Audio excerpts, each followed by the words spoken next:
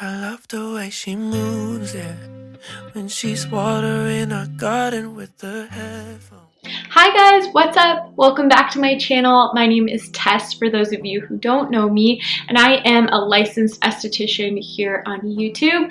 I devote my channel to professional skincare education and tips and mentorship for how you can succeed in your career as an esthetician. In addition to my channel, I do a lot on social media. I'm very active on my esthetician Instagram. I also host a skincare podcast with one of my best friends, Lauren, who's also a licensed professional, and we have some absolutely incredible guests coming on in these upcoming episodes, so make sure you subscribe to get notified when we post new episodes, which is every Thursday at 6 a.m. We have our podcast. I also have a TikTok, which is a little bit newer. Don't know how long TikTok is going to be around for, but I have a lot of fun just making videos around skincare on there as well. So if you guys like, I will leave all of those links in the description box so you can follow for more tips. Today's video is going to be answering your guys' questions. These are questions just straight up from my DMs. I posted a little question box, which I like to do periodically just to get your guys' feedback and really understand what you want to know about skin and the career. So I've got some really fun questions in here, some about rosacea, body acne, just tips for esthetician school, lots of things. So I will get into it. I hope you guys enjoy this video. Okay, so I am just going to read the questions. Pardon me while I look at my phone. I will try to answer as many as I can. Okay, question number one, how to continue your education after SD school, how to keep up with all the trends. Ooh, this is a really, really good question. I love it. My last video that I posted was my favorite outside classes to take, whether you're in SD school or just beyond that. So make sure you check that out. That is a list of my top 5 classes that I would recommend. And I think it's really helpful. I've gotten some good feedback. But my best tip is to find a school that offers advanced esthetician education. Find a school that you can get to, that you like, that has good reviews. My favorite and a really great gem of a school we have here in the Bay Area is Concepts Institute of Advanced Aesthetics. You may have something in your area, but I know also because of COVID, a lot of people are limited in what they can pursue for their education. So Concepts Institute is a phenomenal resource. Michelle, the owner, she's been on the podcast a bunch. She is so knowledgeable, and yeah, we have a bunch of episodes with her, but she also offers some different online courses, and there are a few others that I would recommend that I talk about in my education video. So I will link that below and really recommend you check that out.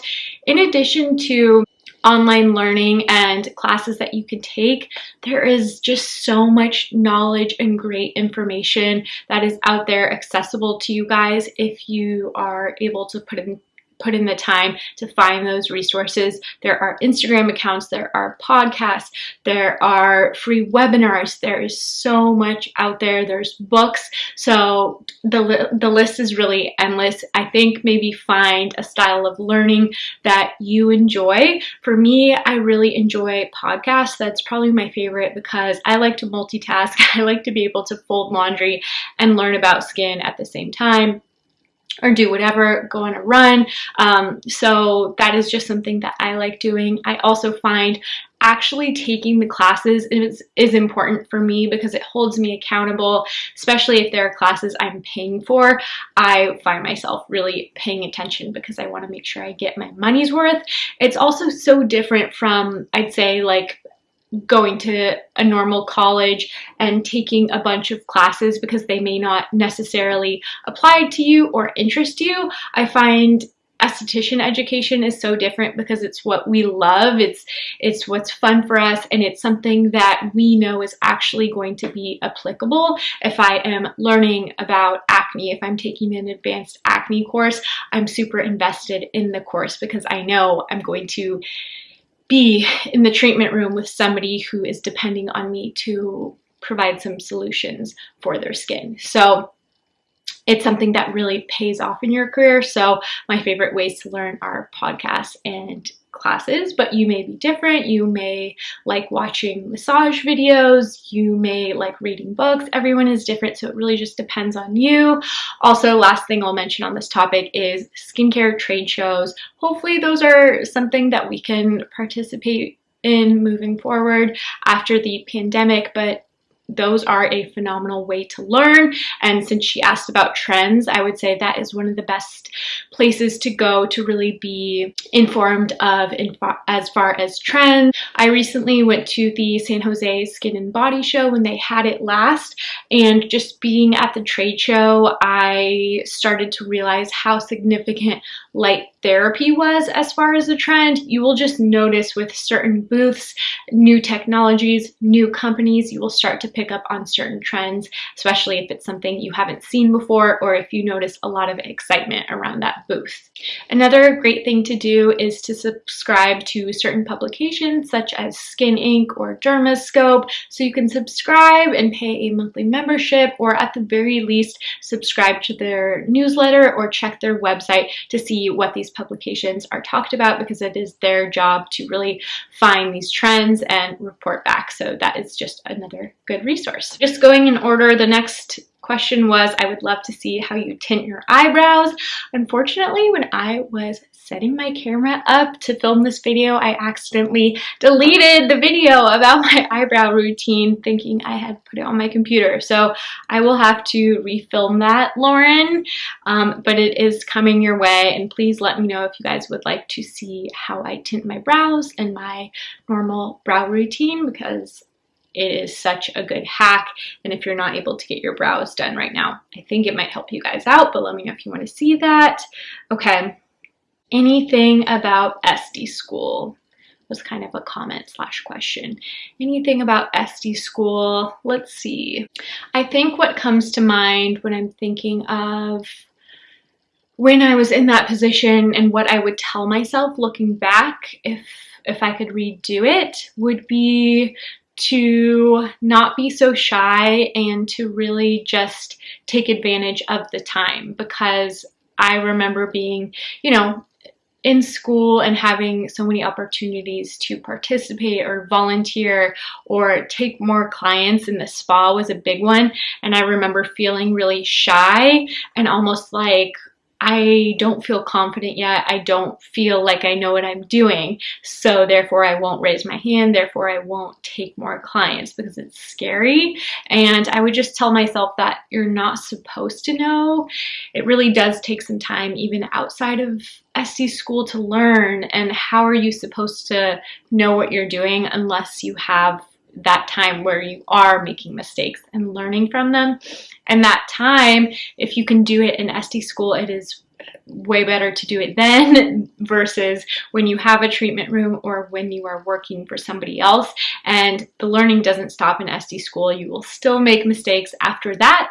That said, I would just tell myself not to be so shy, not to worry about the social aspect of school, because that really doesn't matter. I have, a handful of people I still keep in touch with and consider friends, but you're not really, it's such a great bonding time and experience to meet people. And those people you do meet will be probably in your life forever, and those will be important people in your life. But don't be overwhelmed by the fact that, oh my gosh, I'm not friends with everyone. I want to be friends with everyone. I want everyone to like me. At the end of the day, you are there to learn to trade, and you're going to have a great time doing so, and you're going to meet some amazing people. But I would just focus as much as you can on learning and getting the hands-on experience and not being afraid to ask questions, because that is the time, again, to do it. And if you don't understand something, it's not something to be embarrassed of. Honestly, I bet if you're wondering it, somebody else probably is too. So do not be shy and just make the most of the time. The next question I got was tips for acne rosacea, which differs from acne vulgaris, normal acne, or even a little bit of dilated capillaries in the cheeks. This word I can never say, which is telangiectasia in the cheeks. Acne vulgaris and acne rosacea and redness in the cheeks, they're all different. But when we're talking about acne rosacea, it tends to be something where there is inflammation, and there are different grades of acne rosacea. There's 4 different grades, and it can just totally vary on severity, but there tends to be heat and inflammation in the skin. Rosacea is idiopathic, meaning we actually don't know to this day where it stems from. There is speculation that it might come from these little Demodex mites in the skin, but it's not 100% confirmed.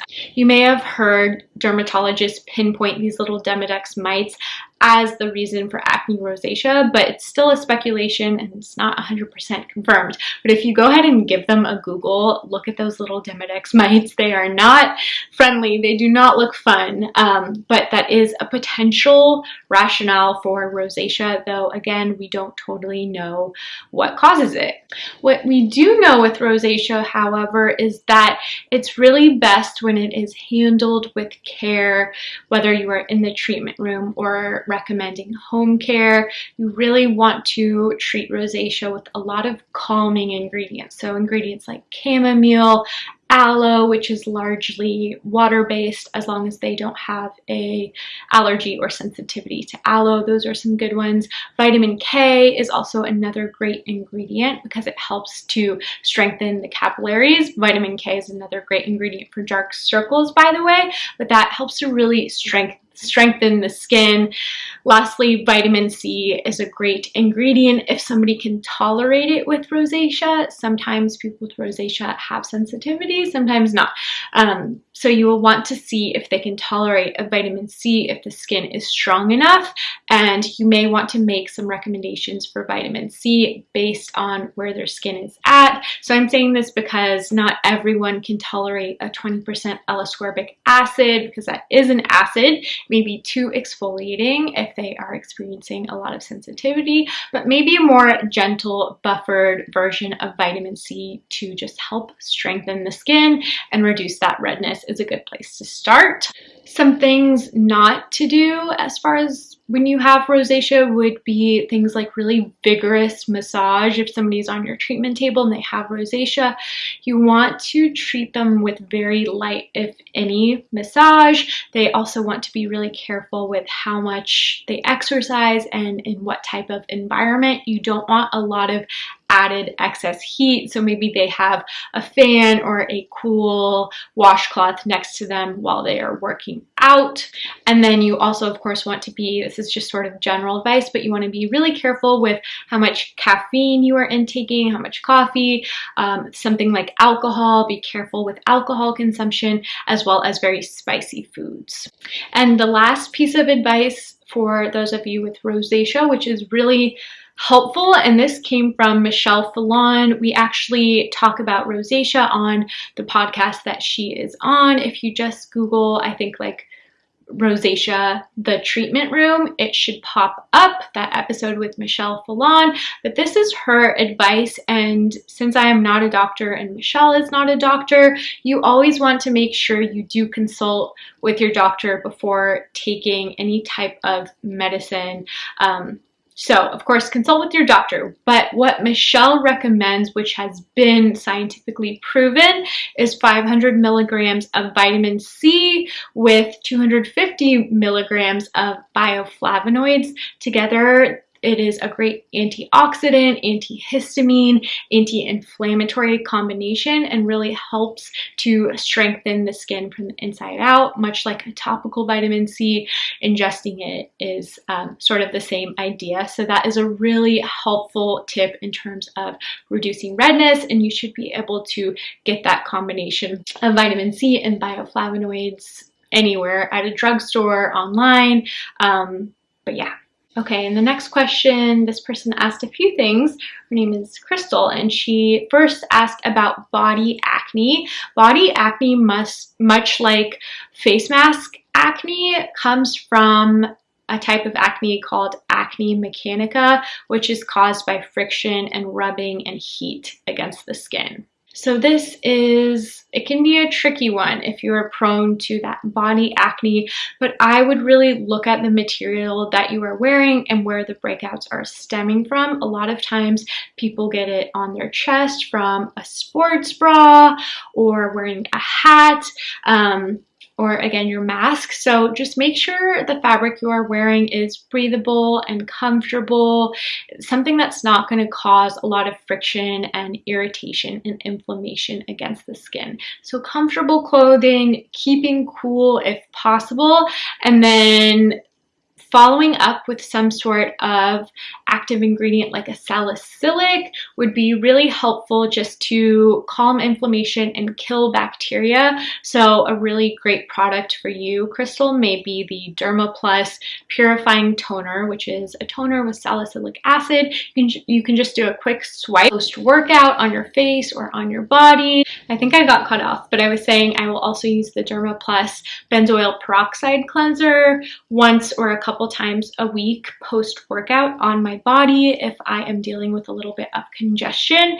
It will just deliver oxygen to the skin, which when we have oxygen, acne cannot survive and thrive. So that is a really good product. Actually, those two, the purifying toner and the benzoyl peroxide cleanser, I like to use those on my body to prevent acne. And another tip there is to just make sure you are cleansing right away post-workout, or if you are living somewhere very humid and sweaty. The key with body acne or any acne is bacteria and a clogged follicle. So if you have skin cells that are getting sweaty and they're excreting sweat and bacteria, you want to be as fast as you can with your cleansing post-workout or post-sweat. And my last tip on the subject of body acne is to really seriously consider your laundry detergent and the laundry products you are using. One of the most common things I see in the treatment room is clients who have that sort of rashy breakout around their chest, and a lot of times it does stem from laundry detergent or dryer sheets, which are something that's coated in not only SLS, but a really thick coating of lye, which is just sort of leaving a thick occlusive residue that is clogging the follicle and leading to bacteria. SLS is an ingredient in skincare and laundry detergent that I see causes a lot of problems. So I know there's a little bit of debate on the topic, but it's just an observation. I really see laundry detergent cause a lot of problems for people, and they may think, oh, I've used Tide my whole life. Why would I be developing this problem now if I've been using it my whole life without a problem? And my answer is it can be that that inflammation is cumulative. So just using it over and over on the skin for a number of years can do some damage to the barrier, and your skin is trying to tell you something. So a tip I have is to look for free and clear detergent. There are so many brands. Even Tide makes a free and clear brand, but you could get that. You could get something from a Whole Foods or a health food store. Doesn't really matter. Just look that the product is free and clear.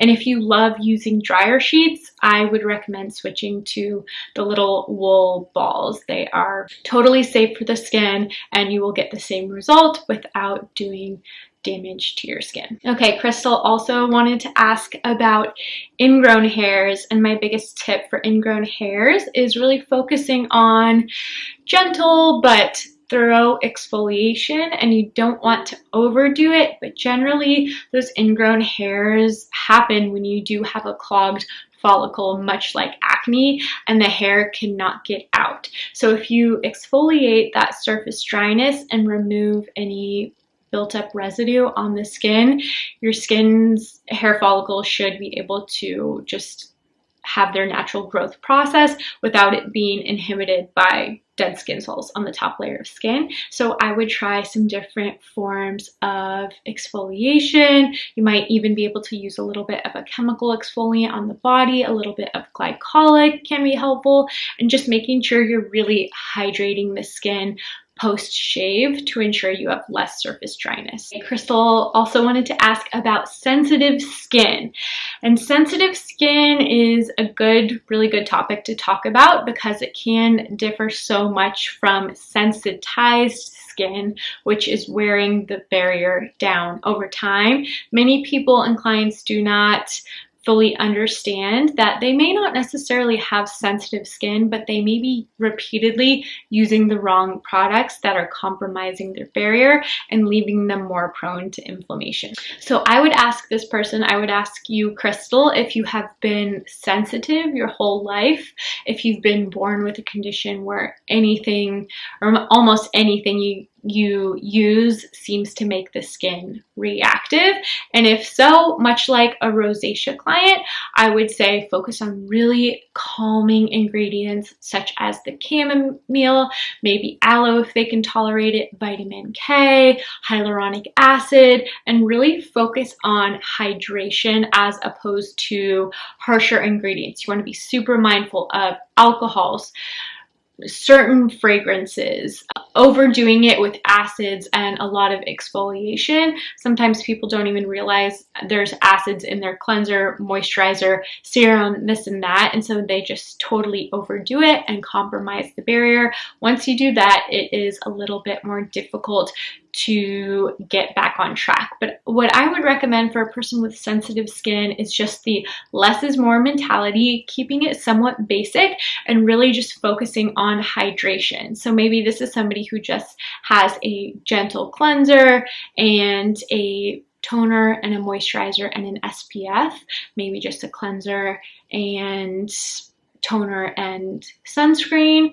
All depends on if they're breakout prone, but I would just keep it pretty minimal and maybe at some point introducing a little bit of a gentle buffered vitamin C to strengthen the skin, but doing it really slowly and being mindful of which vitamin C you choose. And once you get the skin to a stronger baseline, maybe down the line you think about a little bit of an exfoliating acid at night, something super gentle, but that's only once you get the skin to a place where it can absorb those ingredients. But just to start focusing on the basics, a simple routine that prioritizes hydration and protection.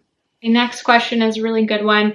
Considering COVID and not knowing how long it will last, what are other jobs available with our license? So, great question, and it's hard. I know a lot of us are struggling. I have friends with treatment rooms who are paying rent and who have renewed their license and who are not able to practice. I myself, I'm not working at the moment, and it really depends on your situation and your background and what you want to do.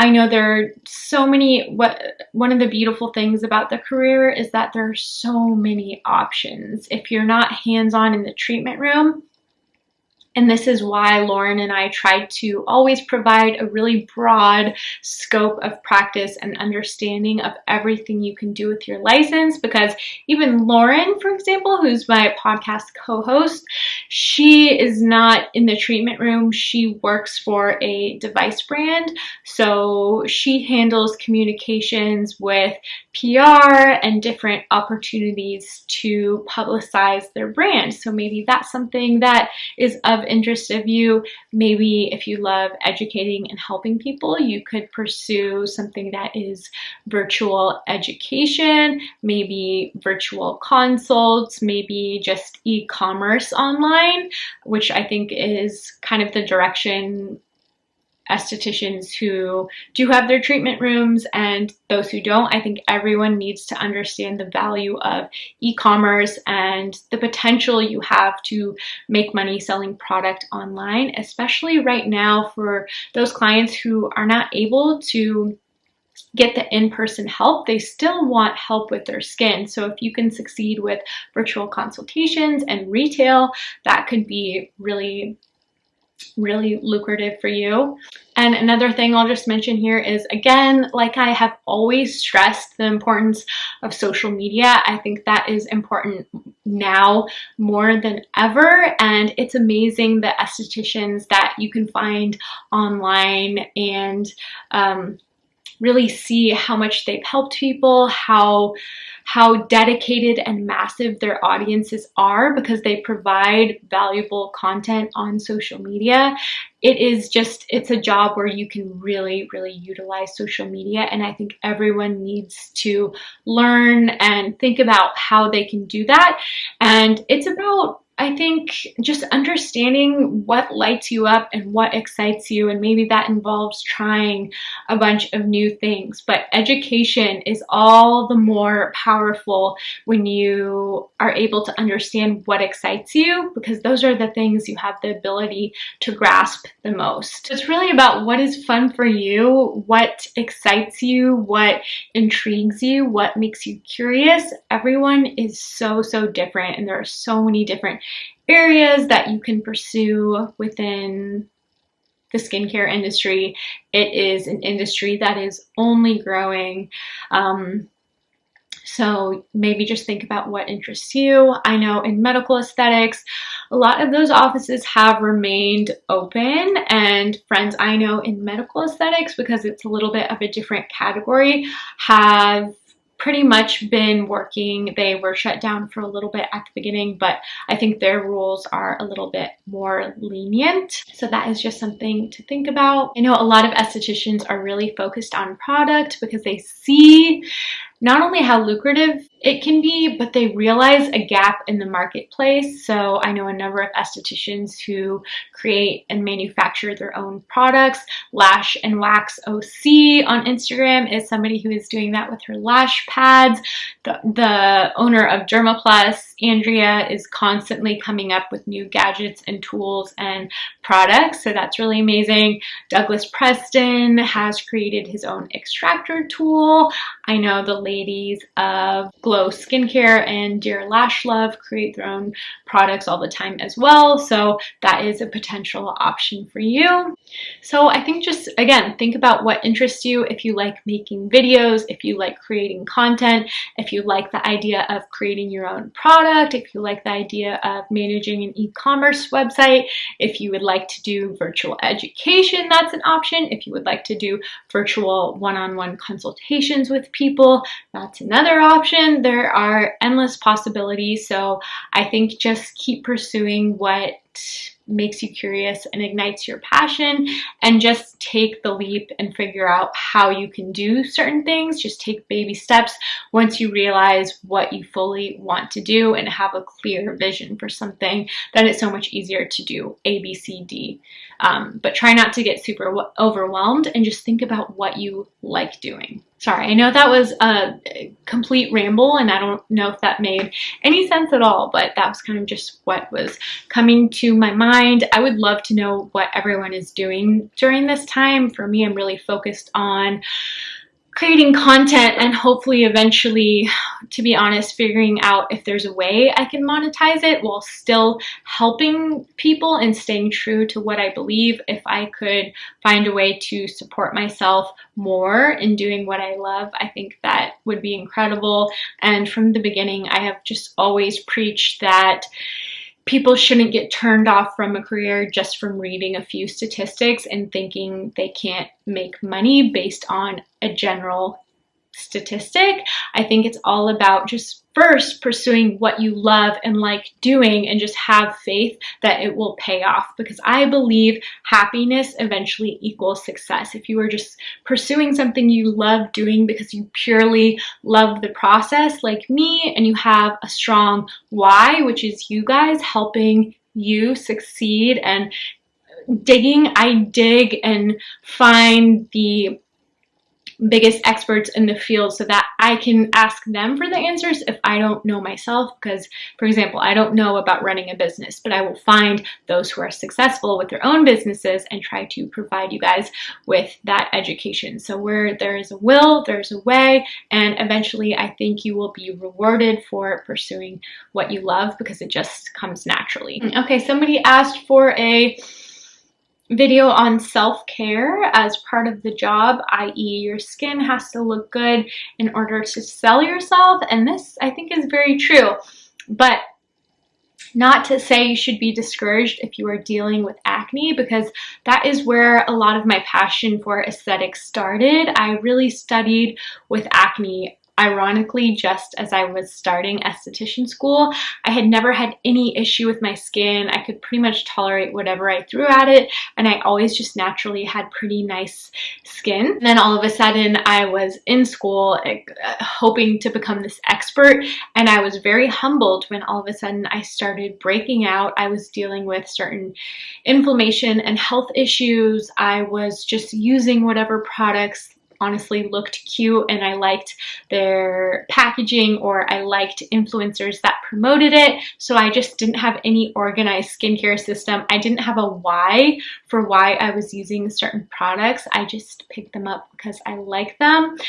So I think I really learned how important what this person asked is, which is the self-care and learning to take care of your skin. But you don't immediately have to have that answer. In fact, I think having those issues will help you better help other people.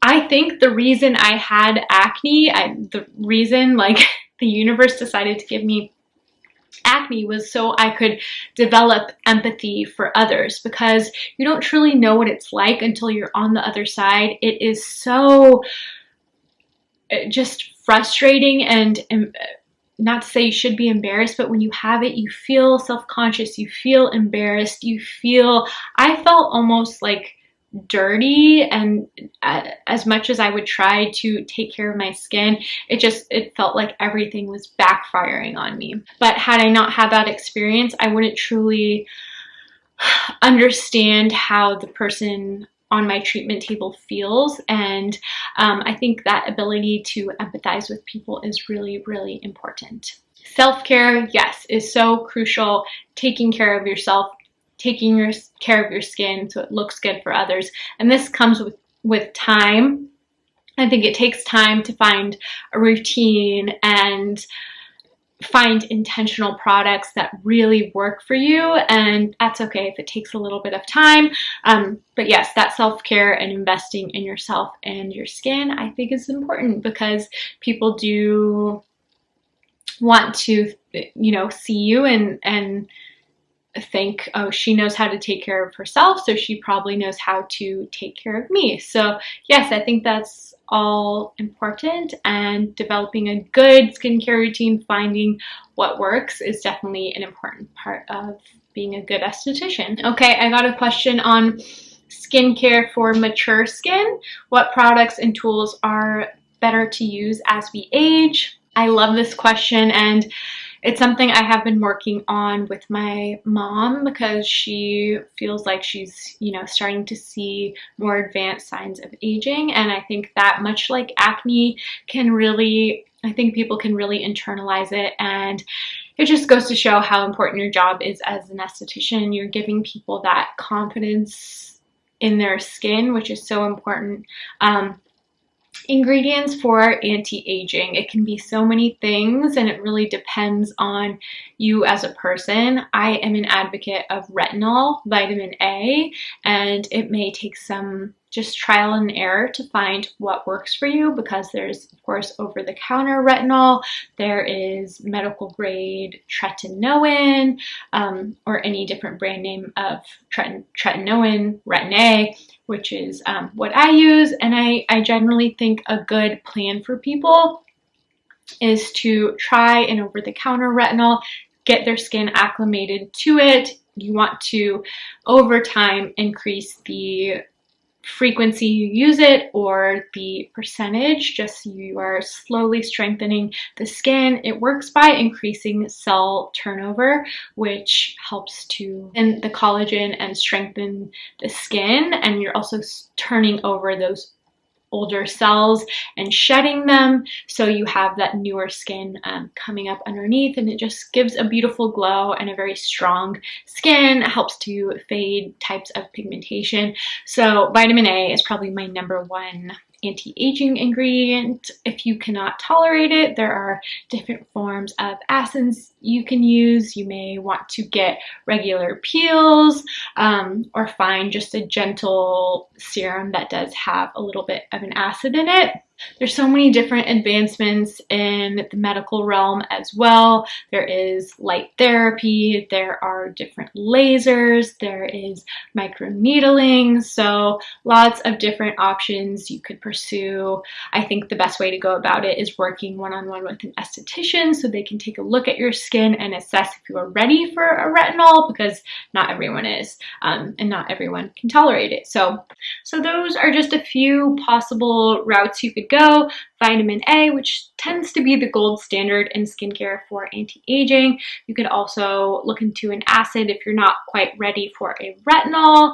And again, might be some different medical treatments that will offer some more intense results. All right, guys, I'm going to cap the video here. I hope this helped, and I did have a few more questions, so maybe I will film another part 2. Let me know if you would like to see that. Please, please, please leave comments or any other additional questions in the comments below, because it helps me make my full-on videos. This is where I get my content from, your guys' feedback, so it's so helpful. Thank you guys for watching. I love you so much, and I will see you in the next video.